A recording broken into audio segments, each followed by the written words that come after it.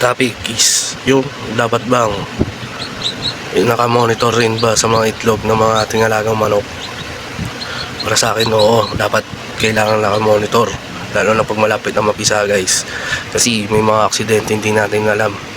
Kadalasan na papisa na o nakalabas na siya shell is yung natatapakan pa ng nanay. Kunyari iinom yung nanay, iinom lang yung nanay o kakain, tapos nun babalik sa pugad, maglilimlim, na aksidente na matapakan yung mga anak nila.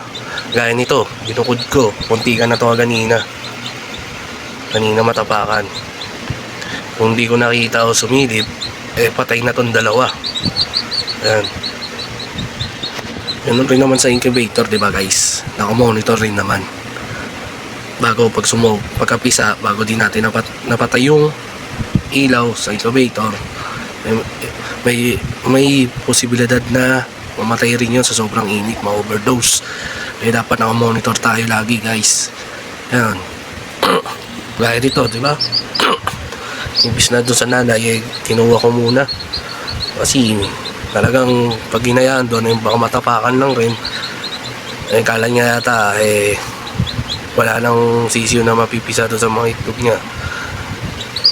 Bale yan, dalawa nito, isa na nila doon sa kabila, nasa nanay, kasi kaya na nun talaga. Yun ang una na pisa. Yung isa na yun nga, naksidente. Yung sumunod, yung pangalawa nung napisa ay natapakan. Buti itong pangatlo at pangapat, nakita ko na muntik-muntikan na rin. Kaya ito, bantay sarado muna sa akin, no? Dapat lagi nakamonitor tayo guys sa mga alaga natin, papisang itlog, no? Sa mga inahin natin. Tulad yan, lamig na lamig, oh. Kailangan talaga init ng ina ng kanilang inang inahin. Ayun, kawawa naman.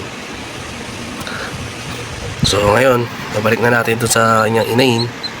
Pero dapat inumin na muna natin ang vitamins yan, no? At sa simple, at saka sa kulungan nila, kapag kukulungan nila, ayusin ko na rin guys.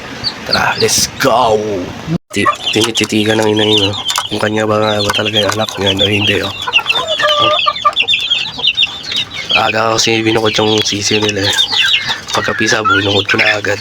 Tatapakan rin kasi nga, kaya yan, sample rin, oh, tinititigan nyo kung kanya ba talaga anak yan o hindi.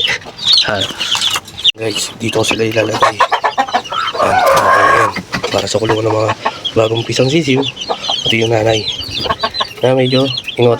Ayan, ampun lang naman yan yan mga inalagay, hampon yan. Nilipat na natin dyan guys. Ayun, nanay yan, tatlong yan. Ayun, sa pinakadulo guys, medyo marumi pa yung pwesto ko dahil nagayos dito nakaraan yan. Medyo naiwan yung basura guys, kaya pagpasyayaan nyo na. So ayan, gutom na yung mga alaga natin, sisiyo at manok. Ayan, papainin natin yan, pati ito papainumin na rin natin ng Vitamin Pro. Siyempre di ba pwede patawain yan, no? Guys, nagtipla ulit tayo ng Vitamin Pro Health Changer Water Solution Powder, no? Dito lang yan sa TikTok ko lang nabili ito, na-order pala guys, no? Baka naman boy, tiplado na natin yan guys. Nagwawala ng mga sisiyo ko, gusto na kumain.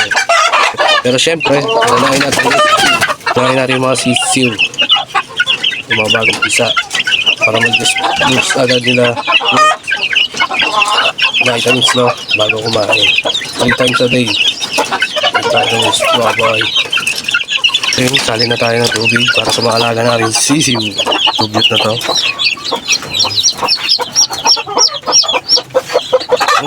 Ayun, isa pa.